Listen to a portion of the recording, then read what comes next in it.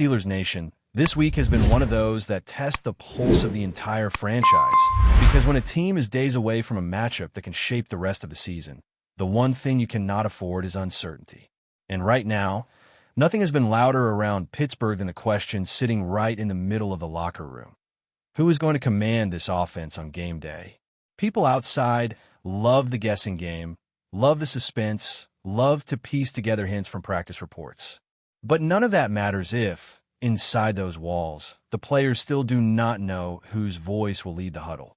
Preparation only becomes real when everyone understands who is steering the ship, who is setting the tempo, who is responsible for making the offense breathe.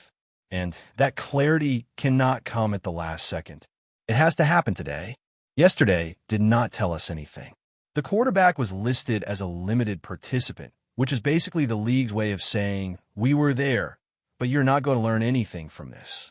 And the only comment that surfaced was one of those carefully constructed answers that managed to say something and nothing at the same time.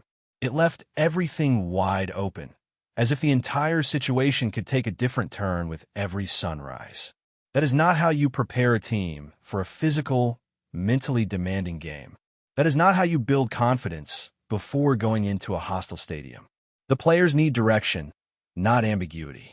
This goes far beyond curiosity, far beyond the desire of fans to know the plan ahead of time. This is about making sure that the final full practice of the week actually functions like a real practice. When the quarterback situation is unsettled, timing is unsettled, rhythm is unsettled, repetition becomes guesswork. The offensive line blocks differently depending on how quickly a quarterback releases the ball or how often he shifts the pocket. Tight ends adjust their routes based on tendencies that only come with familiarity. Wide receivers read leverage, space, and timing based on the style of the quarterback throwing to them. You cannot simulate that if you do not know who is taking the first snap. And this is not speculation pulled from thin air. This is football, and football is built on routine. When a guy under center changes, the entire dynamic of a practice changes. The offense breathes differently, thinks differently, reacts differently. That is why dragging the situation all the way into the weekend would make no sense. There is no strategic advantage in keeping your own team guessing. The idea that some massive competitive edge is gained by hiding the starting quarterback until the last minute is a myth that helps absolutely nobody inside the building. The other layer to all this is the health situation. When you have a quarterback who has been playing through discomfort and trying to manage pain that clearly affects mechanics, mobility, and confidence, you have to be brutally honest about what gives the team the best chance to win right now. This is not about long-term depth charts or big-picture narratives. It is about winning a football game in Chicago. That is the entire conversation. Nothing else matters. And it is impossible to ignore that the backup came in recently and delivered when the team needed someone to steady the offense. He did not just hold the line. He played with poise, made the correct reads, handled pressure, and allowed the offense to function without panic. When a guy steps into a game cold and still manages the moment the way he did, that earns respect. It also earns consideration, especially when the alternative is a quarterback trying to protect an injured wrist and trying to avoid contact at all costs. That is not a recipe for efficient football. That is a recipe for turning every snap into a coin toss. None of this means that the backup should suddenly take over permanently. Nobody is saying that. When the starter is healthy, he is the starter. He was brought in to lead this team, and that does not change because of one tough stretch or one injury. But when someone is playing through a fracture and clearly not performing at full capacity, the responsible decision is to put the team in the hands of the player who is healthiest and most prepared at the moment. Protect the future. Protect the player. Win the game in front of you. Those goals do not conflict. They align perfectly. And let's be honest, this coaching staff has dealt with big personalities before. There have been eras when the star quarterback held enormous influence in that building, and decisions were made with that reality in mind. Whether fair or not, that history exists, and people remember it. So when fans start to wonder if current choices might be influenced by reputation instead of pure football logic, it is not coming out of nowhere. But this is the moment to break that pattern. This is the moment to prioritize health, clarity, and preparation. Winning in Chicago requires focus. It requires certainty. It requires an offense that knows exactly who is leading them and has time to sync up with him before stepping onto that field. You cannot recreate that chemistry during warm-ups. You cannot fabricate rhythm in a hotel walkthrough. It has to be built now, rep by rep, with everyone on the same page. And dragging this decision out would only hurt the people who need it the most, the players who rely on structure to perform at their best. This team does not need theatrics. It does not need suspense. It needs direction. It needs a quarterback who is physically capable of executing the plan, who can take hits without hesitation, who can extend plays without fear of aggravating an existing injury. And it needs that clarity today, not when the bus pulls up to the stadium. And as all this unfolds, the focus quietly shifts to Chicago, a place where the Steelers have had their share of strange afternoons. It is one of those stadiums where the atmosphere feels heavy even on a clear day, where the crowd shows up early, loud, restless, and ready to drag you into a dogfight. And that is exactly why clarity at quarterback becomes so crucial. When you walk into a building like that, you need your offense to breathe confidence, not hesitation. You need rhythm before the first snap, not during it. You need to know exactly who is carrying the responsibility of reading that defense, adjusting protections, controlling the pace, and steadying the group when momentum swings. Because against this Chicago team, things will swing, and they will swing fast. The Bears might still be building toward whatever future they imagine, but right now they're playing with a dangerous mix of youth, speed, and complete lack of inhibition. Their quarterback, still early in his journey, has been inconsistent, sure, but he's also flashed the kind of athleticism that forces defenses to respect every angle of the field. He can break the pocket, escape pressure, and turn a collapsing play into a first down before you even finish the sentence. And when you combine that with a run game that has been quietly carving up defenses all season long, you get a team that can dictate tempo even when everything about their history says they should not. They are not a finished product, not even close, but they are explosive, and explosive teams can ruin your afternoon fast. And people sometimes overlook that. They see the logo, they remember the years of turmoil, they assume this is another version of the same old story. But the Bears have something that gives them life in every single game. They take the ball away. Over and over again. They make quarterbacks hesitate. They punch at the ball. They jump routes. They bait throws. And when they get one, they usually get more. A team like that can derail an opponent simply by forcing one or two mistakes at the wrong moment.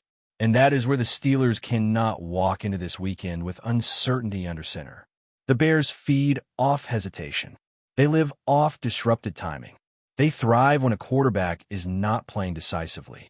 That is their formula, whether people want to acknowledge it or not. The Steelers can absolutely win this game, but they are not going to win it by stumbling into it without a plan. They need to impose themselves physically.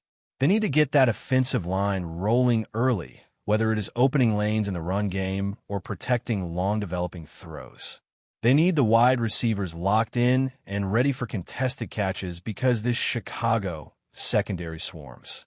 They need the tight ends to be reliable as outlets when protections break. And for all of that to look the way it should, the quarterback situation has to be resolved long before the team boards that plane. On the defensive side, Pittsburgh knows what it is up against. They know this is not a polished offense, but it is a creative one. Chicago does not mind mixing personnel, shifting formations, throwing in motion after motion to stretch linebackers horizontally. They will try to create angles for their run game and hope the quarterback can add 20 or 30 yards on the ground if everything else stalls. And that is exactly where the Steelers' defense needs to remain disciplined. Over-pursuing is how this Bears team gets chunk plays. Losing contain is how their quarterback turns third and long into a conversion. Losing track of the backside runner is how they flip the field without warning. This defense cannot afford to let any of that happen. They will need their front seven to set the tone early and force Chicago into uncomfortable situations. They will need pressure off the edges without sacrificing gap control. They will need their inside linebackers to diagnose those option looks with confidence and crash downhill without fear. And the secondary will have to handle this young quarterback's unpredictability without biting on the first thing they see. If they stay disciplined, they can force Chicago to play a style they're not built for. Long drives, clean football, no improvisation, no shortcuts. But if they let this offense find rhythm, if they allow broken plays to turn into highlights, it becomes a completely different kind of afternoon. And that is what makes this matchup interesting. It is not a test of talent. It is a test of preparation. It is a test of discipline. It is a test of whether the Steelers can eliminate their own self-inflicted chaos before stepping onto the field. Because the Bears are the type of team that punishes hesitation more than anything else. They do not need a dominant roster to hang around. They need one or two mistakes, one or two sloppy possessions, one or two ill-advised throws. That is enough to swing momentum in their favor, especially in a stadium that can get loud in a heartbeat. This cannot be one of those games where Pittsburgh starts slow and waits until halftime to wake up. This cannot be one of those afternoons where the offense goes through long stretches of confusion. They need purpose immediately. They need urgency immediately. They need execution immediately. And all of that starts with knowing exactly who is leading them. The quarterback is not just a passer. He is the pulse of the offense. And if that pulse is steady from the opening drive, everything else around it begins to fall into place. Chicago is going to challenge the Steelers physically, but they're also going to challenge them mentally. They will test communication. They will test discipline. They will test decision-making. And they will do it from the very first snap. That is why clarity this week is not optional. It is foundational. The Steelers cannot change who they are in a few days, but they can absolutely give themselves the best chance to perform like the team they believe they can be. That means trusting the healthiest quarterback, trusting the preparation, and trusting that doing the simple things right can carry them through. This is not a week to overcomplicate anything. It is not a week to let emotions or reputations or external narratives cloud judgment. This is a week to identify the quarterback who gives the team the most stability, name him, prepare him, and unleash him. Because in Chicago, there will be no room for second-guessing. There will be no room for, we will figure it out on the fly. There will be no room for a quarterback still trying to hide pain or protect an injury. The margin for error will not allow it. And the truth is, this Steelers team has seen both sides of its own identity this season. They have seen the highs that prove they can beat quality opponents, and they have seen the lows that expose how fragile momentum can be when the basics fall apart. That inconsistency is something they cannot afford to bring into this weekend. They need to arrive in Chicago knowing exactly who they are on offense, knowing exactly how they want to attack, and knowing exactly what their quarterback is physically capable of doing without restriction. Because that clarity, that unity, that sense of direction, those are the things that win tough road games, not last-second decisions or unnecessary secrecy. And as the hours tick by, the pressure to make that call only grows. The players feel it. The coaches feel it. The entire building feels it. This is the moment to eliminate doubt, set the tone, and prepare like a team that understands the magnitude of what is ahead. But before we dive in, don't forget to subscribe to Steelers Nation Central and hit the like button on this video. Your support helps us keep bringing you the latest updates on the Pittsburgh Steelers. And don't forget to share your thoughts on the news in the comments below. Steelers fans are going absolutely wild, and the rumor mill is spinning faster than ever. Sources suggest that Pittsburgh has pulled off a move that could shake the league to its core. Odell Beckham Jr., the electrifying wide receiver known for jaw-dropping catches and highlight reel plays, is reportedly headed to Steelers territory. If this whispers turn out to be true, the black and gold are assembling what some are already calling a nightmare offense for opposing defenses. Imagine the chaos on the field. OBJ, with his unmatched speed, agility, and sheer playmaking ability, lining up alongside Pittsburgh's already formidable offensive weapons. Analysts and fans alike are already picturing quarterbacks throwing deep balls that defenders can only hope to track, while fans hold their breath for yet another jaw-dropping, heart-stopping reception. The idea alone is sending ripples through fantasy football leagues and stadiums alike, and social media has erupted with speculation, memes, and pure, unfiltered excitement. Whispers in the locker room suggest that this isn't just a one-off play for the cameras. The Steelers are serious about constructing a high-octane, unstoppable unit that could dominate on any Sunday. Conversations among insiders hint at a strategy that blends precision passing with explosive vertical threats, turning what was already a solid attack into a defensive nightmare.